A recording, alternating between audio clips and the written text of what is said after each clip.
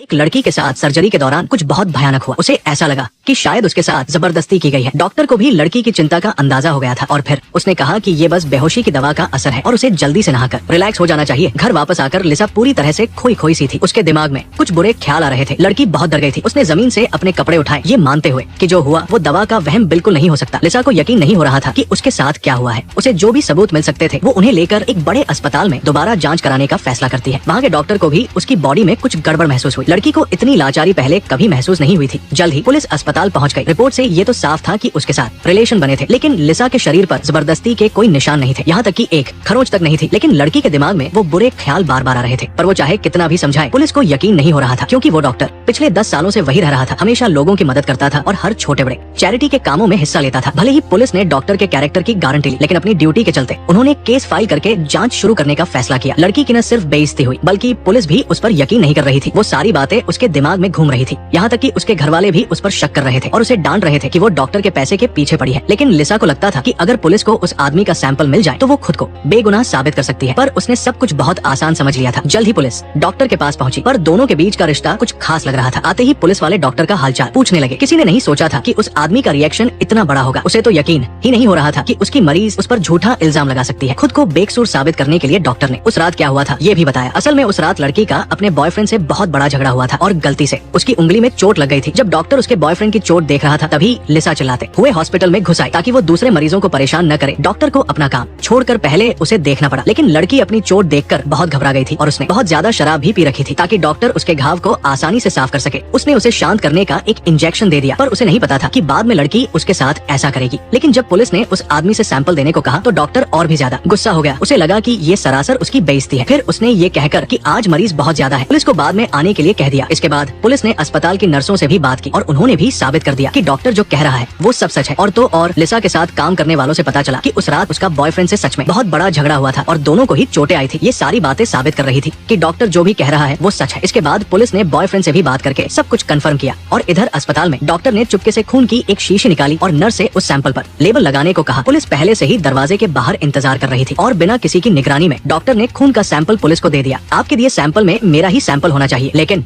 खैर जैसे तैसे उन्हें ब्लड सैंपल मिल गया था। आपको पता होना चाहिए कि अगर सामने वाला मना कर दे तो कानून भी जबरदस्ती सैंपल नहीं ले सकता। पुलिस ने रातों रात सैंपल का मिलान किया और नतीजा वही निकला जैसा उन्होंने सोचा था। दोनों सैंपल बिल्कुल भी मैच नहीं हुए। कोई भी ये मानने को तैयार नहीं था कि इतने अच्छे दिल वाला डॉक्टर बिना वजह किसी लड़की के साथ गलत कर सकता है। पुलिस ने लिसा को स्कूल जाते वक्त रास्ते में जानबूझकर सबके सामने रिजल्ट बताया। डॉक्टर पर झूठा इल्जाम लगाने की बात सबको पता चल गई। लिसा की इज्जत एक पल में मिट्टी में मिल गई। उसे समझ नहीं आ रहा था कि वो तो विक्टिम थी, पर उल्टा उसी के साथ बुरा बर्ताव क्यों हो रहा था। ये बात अब पूरे कस्बे में गॉसिप का टॉपिक बन गई थी। अपनी बेगुनाही साबित करने के लिए लिसा गुस्से में पुलिस चीफ के पास गई। उसे उस जांच के नतीजों पर बिल्कुल यकीन नहीं था और उसने जांच के तरीके पर सवाल उठाए। लिसा वहाँ और हंगामा न करे, इसलिए पुलिस चीफ ने अपने साथी को फोन लगाकर स्पीकर पर डाल दिया। साफ था कि पुलिस ने नियमों के हिसाब से काम नहीं किया था, इसलिए वे दोबारा अस्पताल गए।